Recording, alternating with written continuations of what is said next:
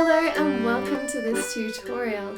I'm Lucy and today you'll be learning Greensleeves. This is in the key of A minor and the time signature is 3/4.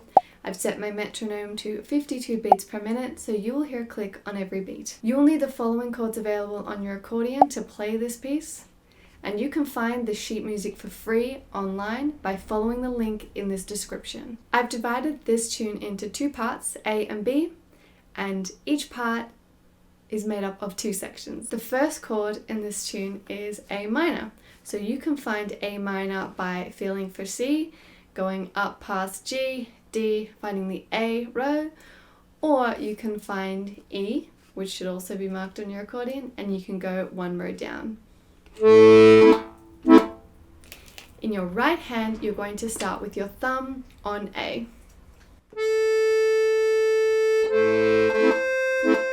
Alright, let's begin.